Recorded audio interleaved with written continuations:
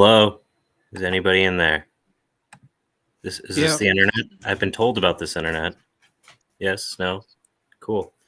All right. So I've just finished setting up. Bailey, my dog, is in the way. All right. So we've got a few folks tuning in. I've also got the Instagram Live up. If you're watching on Instagram Live and you want to continue to watch me turn these eggs into water-soluble calcium, then stick around. You can jump on twitch.tv/Poor or jump on our Facebook or jump on Twitter for some reason because they offer streaming, or YouTube. You can join us over there. But we're gonna turn some leftover eggshells into a really fantastic source for calcium. So we're gonna give folks a minute before we get going because I think people are still tuning on. We didn't really give a long time for people to be able to just jump right on. And my dog, of course, decided as I hit start that she absolutely must go to the bathroom right now. So enjoy my fireplace.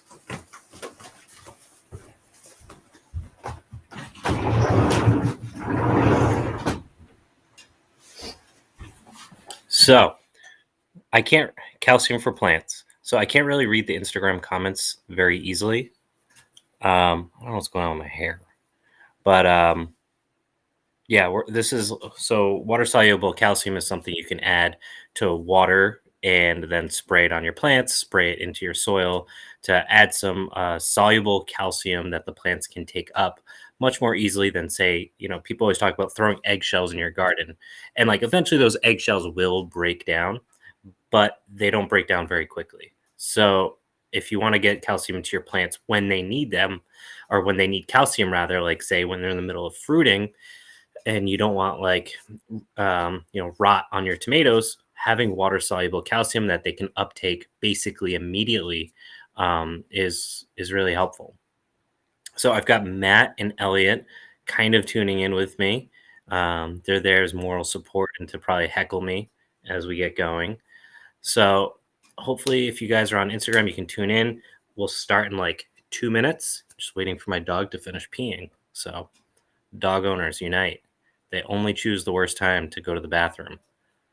So first, any questions? We've got a video up on our YouTube of how to make water-soluble oyster shell. I forgot to post in our Discord that we're doing this tonight. So hopefully some folks will start tuning in shortly that follow us over there, because otherwise this is a missed opportunity to make some of this stuff at home. As for eggshells on the ground to defend against slugs, honestly, I don't know. I'm in a super sandy spot. I've never had a slug issue in my life. So that's never been something I've ever worried about.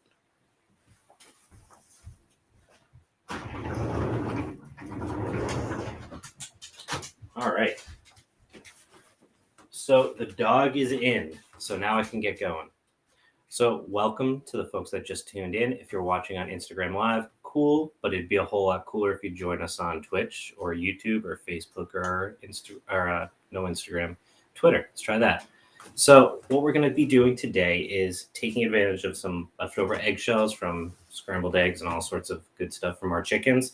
And instead of throwing it in the compost, we're going to take some of them, basically fry them up until they're like a char. And then we're going to put them in vinegar. And that's basically it. The vinegar we're using today is simply a old beer. That's all it is. It's an old homebrew. So if you've ever made homebrew and it's gone bad, or if you've had cider that's gone bad, you can literally take it and use it for French fries, use it for any kind of vinegar type use. Still smells kind of like malt. So it's technically called malt vinegar because of the fact that it's, made from malt. So what we're going to do, you get, especially if, you have an old cast iron pan, that's great because you're going to be throwing this stuff in. It's eggshell. It's hard. You don't want it scratching up a nice pan. So if you have an old cast iron pan, that's perfect. throw the eggshells in. We're going to break them down. Typically, what people do is they scrape out the inner membrane of the shell. I don't. I find it's actually a little bit easier to put the eggshells in the pan whole with the membrane in. As they start toasting up, the power of the whatever it is that makes the inner eggshell stick to the eggs breaks down, and you can just kind of scoop them out and take them out a little bit at a time. What we're going to try to do is break these down into little pieces, and you want them to get nice and dark brown, not black, but dark brown. And you'll know you've succeeded when, if you put some vinegar in it, you see a whole bunch of bubbles coming up. That's the carbon dioxide coming off from that calcium bicarbonate. So, Elliot, you gonna make some water-soluble calcium tonight? No. I am making fried rice though. I have three eggs I'm gonna make, so maybe I'll make a little bit with 3 eggshells worth. What if we made water-soluble calcium and added it to your fried rice? Think of all the calcium you'd get. Is it for me or the plants, Andy? I mean, it could be for you. I don't know. I'm not a human guinea pig most of the time, so this is not one of those examples. So yeah, that's basically what we're gonna do. So I've got my pan, it's scalding hot right now, and I've got a fire right behind me. So like I'm just between 2 very hot things and flannel and long pants because I just got out of work. So I'm just gonna sweat a bunch and break down some eggs. So for folks that are on Instagram, I see a couple of people leaving comments. I can't read them from here because I've got too much stuff going on and terrible eyesight. So if you are watching, Insta. What's that? I'm switching to Insta. Don't leave me. Bye. Fine. So when you're breaking down the eggs, there's a couple different ways. You can use just a regular spoon. You can use tongs and something that you can smash it with. So like a cup with a flat bottom. Just again, beware, you're working something really hot. So hopefully if you wanted to make some, I know some folks had said that they were going to tune in and make some right along with us. Your pan's hot, you got some eggshells, and you've got a jar to stuff them in afterwards. You got something to smash them with. So that's pretty much it. You guys ready to roll? So we're going to take some shells, throw them in. Unlike with throwing in eggs, you're not going to get a whole lot of snap, crackle, and popping going on. But that's okay. So I'm going to use... You can see that. My wife's going to be so mad at me. She's like, you're going to do it in the living room? Are you sure? So anyways, so I'm going to do 1, 2, 3, 4, 5, 6, 7, 8, 9, 10 eggs. I'm going to throw one more in. Extra crispy. So basically what you're going to start doing is just this. Just crush it down. I'll show you. It's not super fancy or exciting. It's a slow process. You're going to take these and just do a nice little smash. And they break up pretty quickly. And a lot of people will do this like on the grill. That's another option too, because you can get super hot. But at the same time, you want to make sure they can cook evenly because you're cooking something. Even if it's not for food, you're still cooking it. So you're just going to go around, smash them all up real good. Make sure they're cooking evenly, just like everything. And you'll see pretty quickly as they start crisping up and getting all broken down pretty good and make a nice big mess in your house. Especially fun when you've just cleaned. You're just going to keep scraping around. You can already see they're starting to brown a bit because this thing was like very, very hot because I turned it on like 20 minutes before we started and forgot that it's going to take me like 20 minutes to get to the actual point of cooking. So key is keep breaking them up. And again, like I was saying about the membrane, so like you can see this membrane just as the shell broke up, it is pretty much non-existent anymore. And now it's on the floor. I'm going to be in so much trouble. So just keep smashing them up. Very simple process. You can do this for like, if you got like a really hot pan going, like cast iron, can get it done like 15 minutes. So you can hear them all getting real crunchy. Again, make sure none are sitting on the bottom for too long because you don't want to get one side super crispy and the other side not. Here's another one of those membranes. And honestly, you don't have to worry about getting all the membranes. Shells pop out because they're cracking. It's not going to make much of a difference. It doesn't really add anything. And what you're going to basically do once this is cooked, we're going to add it at a 10-to-1 volume with vinegar, and you're going to just see like these bubbles just shoot right off. And what that is the chemical reaction because you've loosened the bonds of the calcium bicarbonate. So as we're doing this, how's everyone doing? Everyone's been pretty quiet. I don't think I've seen anyone in the chat. It's kind of weird because I see there's a bunch of people watching. So if you guys are interested, you can see right there. That's what it's starting to look like. Get nice and browned. Suddenly, a dozen eggs disappears pretty quickly. Just keep breaking them up. You want the pieces to be like a 1/4 inch by a 1/4 inch at the biggest. So it's going to take a little bit of time to break them down. And depending on the quality of your eggs, those eggshells might be harder to break down. But you're just going to keep scraping, just like any, like if you're making scrambled eggs, basically the same process. You don't want to let it sit for too long. And getting it to break down like further past like the 1/4 inch to 1/4 inch size, it takes time. So you can just keep breaking it up over the hot pan.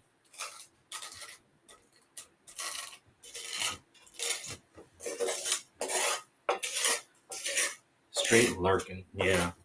So when you use this stuff, once it's all done, it doesn't take long at all. So we're going to cook this, and like I said, we've probably got like 10 minutes left. Throw it in this jar hot.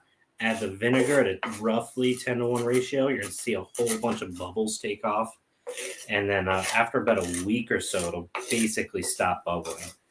And once it's done bubbling, you're good. You can strain it or you can leave it in. There's really no benefit other than like aesthetics of taking out the shells. Like it doesn't remove anything or somehow like reabsorb the calcium or anything like that. Now, the benefit, like calcium has a number of different benefits in the garden. And the benefits extend from, being a core part of what plants need to survive to also being particularly useful in keeping things like your fruit really firm and healthy and all that important shit. So if you like having tomatoes without like blossom end rot, which is like when the bottoms get all nasty, adding some calcium is going to significantly reduce that. So how much calcium are we really extracting in this process? So when we're doing this, and then we go to use it, we're only going to use about 1 teaspoon per gallon of spray. So you're taking a tiny bit of this, and obviously 10 times that is the vinegar amount. I can see it's starting to get pretty brown now. We've probably got a few minutes left. If you're adding 1 teaspoon per gallon of foliar spray, you're looking at what? You might spray you should spray like once a week. So you're looking at like a couple tablespoons a year. And primarily with water-soluble calcium, you're going to mostly use it during the fruiting cycle. Because that's really where the plants start to draw more or need more of that calcium. So providing it when they need it the most, when you're getting the fruits of your labor, so to speak, is pretty important. So let's see.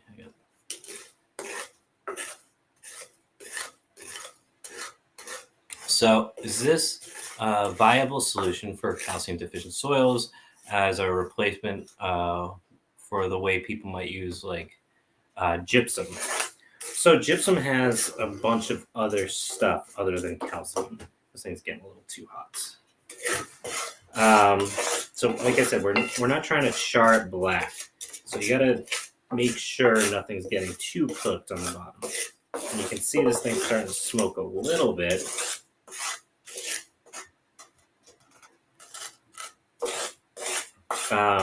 So with gypsum, like, just like with lime, like you can get calcium out of the lime, but it has a lot of other stuff going on with it.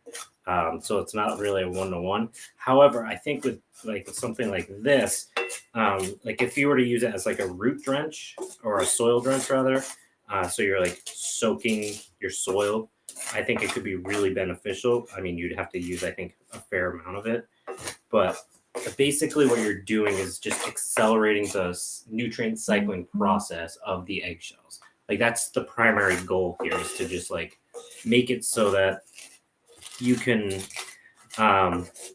take these nutrients and get them to your plants as soon as possible. And that's basically all you're really trying to do here, is take something that would naturally break down over the course of, depending on where you're putting your eggshells, in a compost pile versus a garden, versus like just like throwing them in the woods and seeing what happens. Like they'll start to break down in the woods, obviously, but this way you can do it really targeted. You're able to apply it right to the leaves or the fruit of the tree that you're actually particularly worried about. Because if you think about it, like the reason why we see like blossom end rot in like tomatoes or apples or things like that is because the fruits that they produce are like so unnatural that the amount of calcium that they need to draw is more than like a normal soil is going to have without human intervention. And I mean, I'm not saying don't eat tomatoes or don't grow tomatoes or anything like that, but like you have to understand what you're working with and be honest about it. So that's basically why it's super important to try to incorporate as much natural stuff, try to recycle these nutrients back into the plants as soon as possible. So we're getting pretty close at this point. It's getting pretty brown in here, getting pretty hot in here. So hopefully if you guys are at home, you're probably in a similar boat. You might be a few minutes behind because I was working with a very hot pan and you probably weren't. So hopefully you're catching up. But honestly, this process is so simple. Once you see it, you're like, oh yeah, that makes sense. So let's see. I'd say I probably got another 2 minutes left.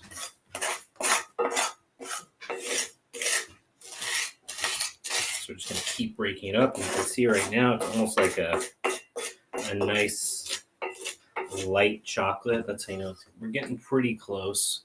So you can see it now. And we'll just keep working it down a little bit more, and then we're going to be all done. Dump it in here, and good to go.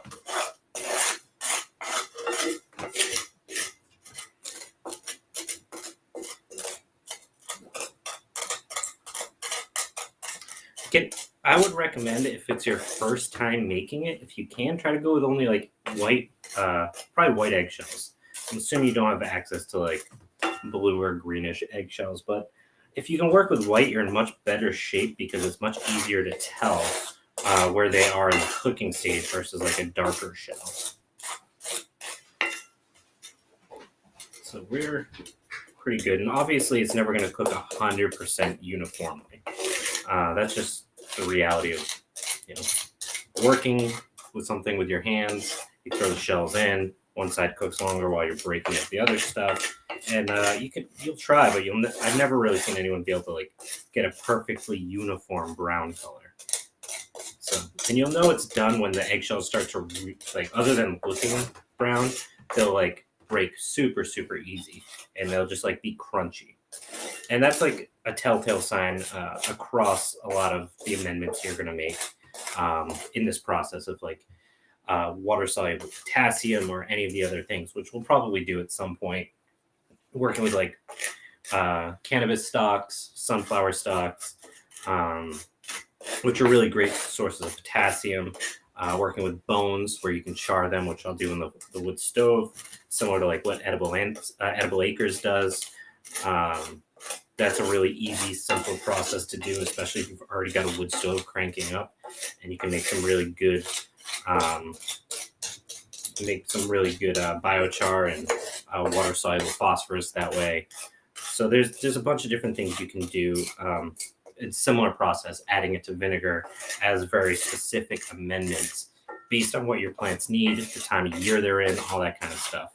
So doing this kind of stuff, like what we've been recording for 20 minutes, something like that, and we're going to be done in a few more minutes.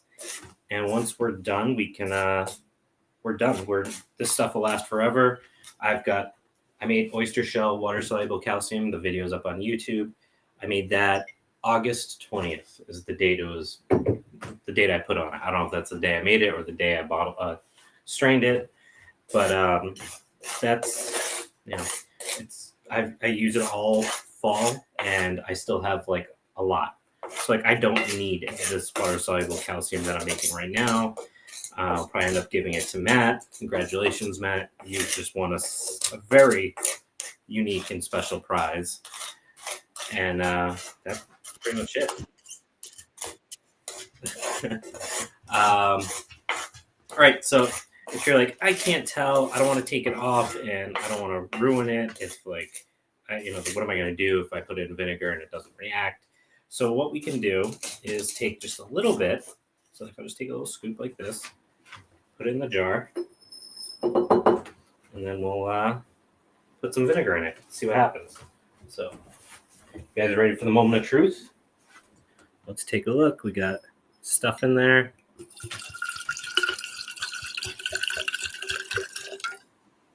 Let's see. It's not bright enough somehow. It's bubbling. I don't know if you can see it. Trying to find the right angle. Really? It's not bubbling as much as I'd like it to, though. So let me see. Let's see if I can get you a better angle so you can see this. No, that just makes it look darker, huh? How about you guys? Instagram Live, can you guys see it better? Can you see the bubbles? So this will keep indefinitely. I'm going to cook this a little bit more. It's not quite where I want it to be. I think it's just some of it's reacting, not all of it. So we're going to cook it for a little bit longer. So yeah, you didn't really lose anything. So you just threw a tiny little bit in. No big deal. So this will last forever. It doesn't go bad as far as I'm aware. I've never heard of anyone saying that it stopped being effective at any point. So we're just going to keep breaking it up.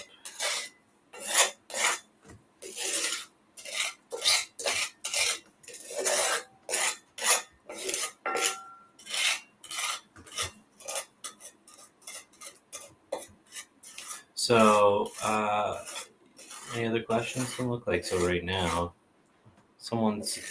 If you're on Instagram, I can't read the questions because I'm too far away and I'm blind.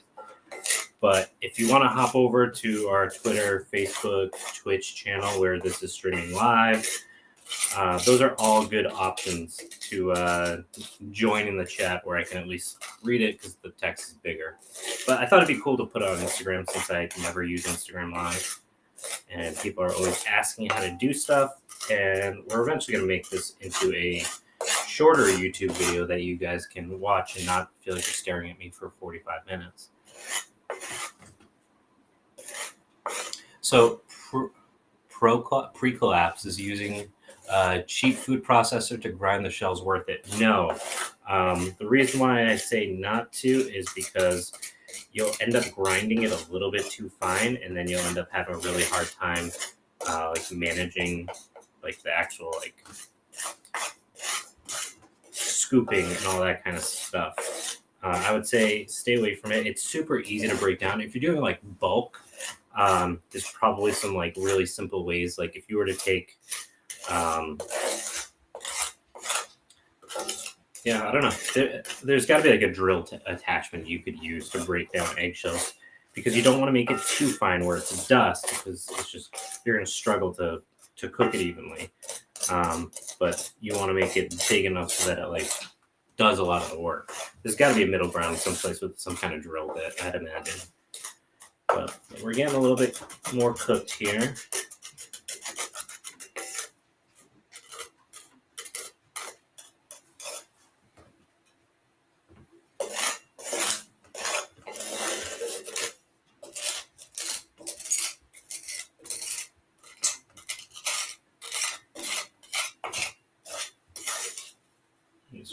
a little bit more in here. Oh yeah, there we go. Now you can see the bubbles coming up. All right, so we can turn this off.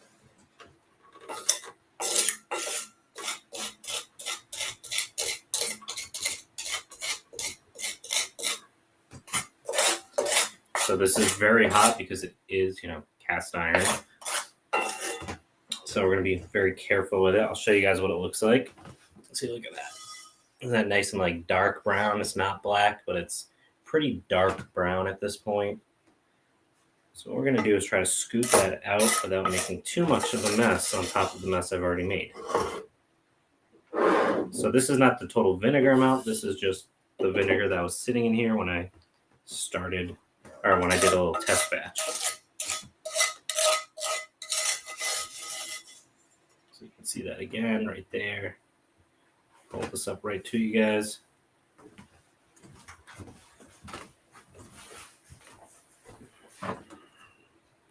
Look at that. Oh, spilling it right there.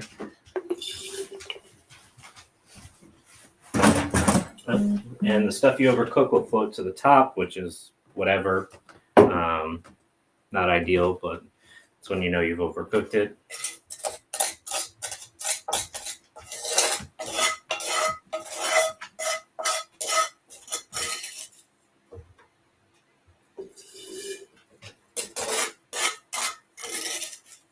So the goal then is that we would do 10 parts vinegar to 1 part of the eggshell. So if there's half an inch in your jar of eggshell, that means add 5 inches of vinegar, which seems like a crazy large amount. I know, but I didn't write the rules. That's what I've been told. And then you use it at 1,000-to-1 ratio, which is about 1 teaspoon per gallon of water, however you're going to use it. And people use it as a foliar spray, so you treat your trees right directly with it. And let's see if I can do it this way without making too much of a mess. I am not a chef. That's Elliot. All right. Only made a little bit of a mess. So let's see.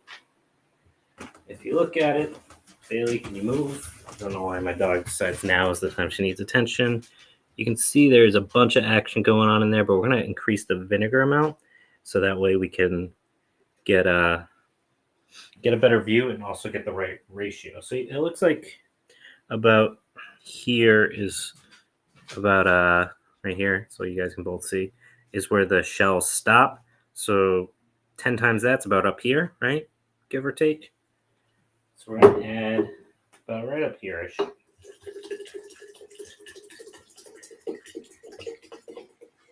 I'd say like right there. This is a very exact science, as you can tell. So I should have gone with a lighter vinegar. I don't know what I was thinking. I thought you'd be able to see better. Can you guys see that at all in there? See the bubbles? Yes, no, maybe. So yeah, that's it. I don't know if you can hear it bubbling. Sounds like when you open a soda can. But so what you're gonna do from there, and I'll try to maybe get a quick video on our timeline so you can see it if I can get a better angle with the audio. I'm just gonna put that on like that so it can aerate, let that carbon out, the carbon dioxide out. And what you'll do every once in a while is give it a little swirl, make sure the shells are moving so that no pockets of shells are not being exposed to the vinegar, which is giving that direct action. And that's pretty much it. It's not rocket science. You leave this for a week, and then when you stir it, strain it, whatever, you don't see any more bubbles coming out, then you're done. And yeah, you could definitely try to use a bike-powered blender. I want to see Matt run a bike-powered blender for our whole house. It'd be great. They can cook everything. So yeah, that's pretty much it. Any questions, thoughts, concerns, complaints, reservations, addendums, anything at all? No? Well, so that's it. Very simple process. You can do it on your own time. You can watch this again and do that, I guess. Do exactly what we did. But until next time, This is Andy, and this is the Poor Pearls Almanac. See you guys.